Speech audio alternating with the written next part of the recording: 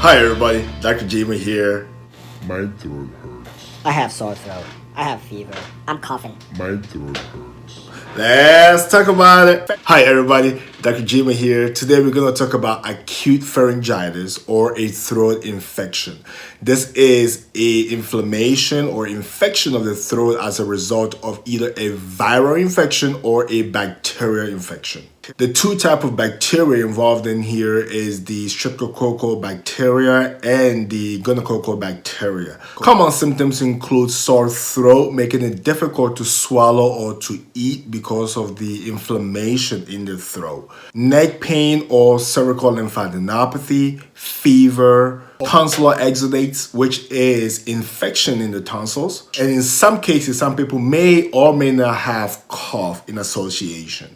There are other severe symptoms such as drooling, muffled sounds, stridor, difficulty breathing, neck stiffness, trismus. And in these cases, we are more concerned of severe conditions such as epiglottitis, peritonsillar abscess, deep space infections, and perhaps HIV. If you exhibit any of these severe symptoms, the recommendation is to seek immediate care at a nearby hospital. Now, when it comes to some of the common symptoms as stated earlier, including sore throat, neck pain, fever, plus or minus cough, most clinicians will perform a rapid test to determine the etiology of these symptoms. In most places, they will do a rapid strep test, rapid influenza, or they may perform a rapid test for COVID. If any of these results return positive, then we know exactly the cause of these symptoms. Now, if it comes back positive for a streptococcal infection, then you will be treated with antibiotics typically for 10 days. Now, majority of the time, these symptoms are caused by a viral infection and do not lead to some of the severe symptoms we talked about. In these cases, the recommendation is supportive care. Pero doctor, necesito antibióticos. No, señora. No necesita antibiótico.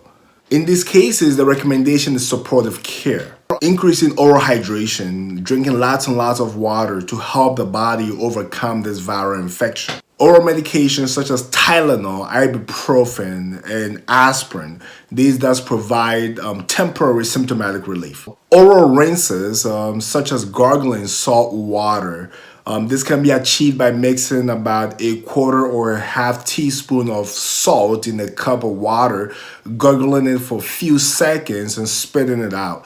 You can perform this for several times in a day for a few days to help improve the pain as your body overcomes this infection. Topical oral measures such as ice or popsicles, teas, soups, honey, lozenges, or sprays. When it comes to the lozenges, which you will find over the counter in most stores or in most pharmacies, there are a few things you may want to take a look at. The lozenges contain several chemicals that helps improve the throat pain. As listed here, I'm going to talk about very few of these chemicals that you should pay attention to.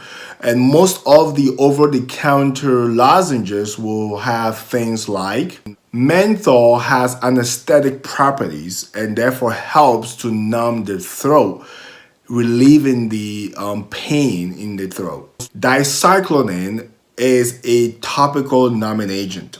Some of these lozenges will also have benzocaine. Benzocaine is also a numbing agent, but with this particular chemical, you gotta be a little bit careful. And that is because this can cause a condition called methemoglobinemia.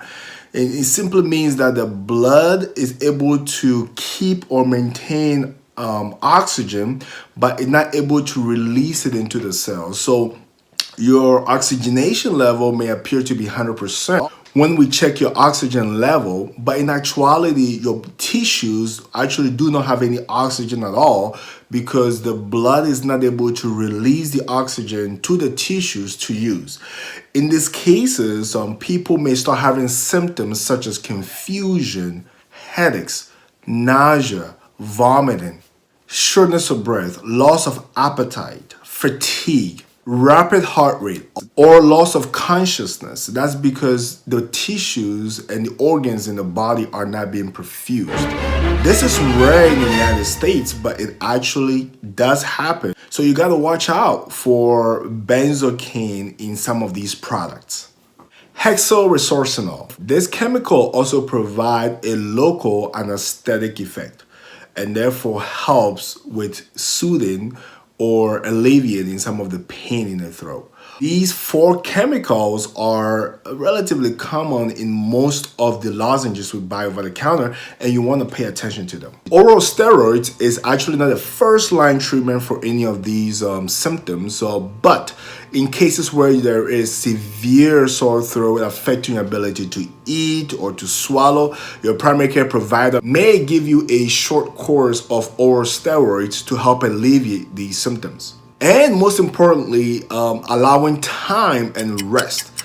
It is very crucial because this is a viral infection and the body is ultimately going to overcome it, but it needs time, rest. You can obviously, boost your immunity by taking vitamin C, zinc, and other multivitamins to help the body overcome these infections rapidly. As I stated earlier, majority of these infections are viral in nature, so the best thing you can possibly do, once again, is to protect yourself by making sure that you have a strong immunity. You also want to make sure you wash your hands more frequently. Every time you sneeze or you cough, you want to make sure that you wash your hands with soap and water or alcohol-based hand sanitizers, and decrease exposure to people that may have similar symptoms. Now, if you like this video, smash the like button. Check out my other videos. Dr. Juma, I'm out.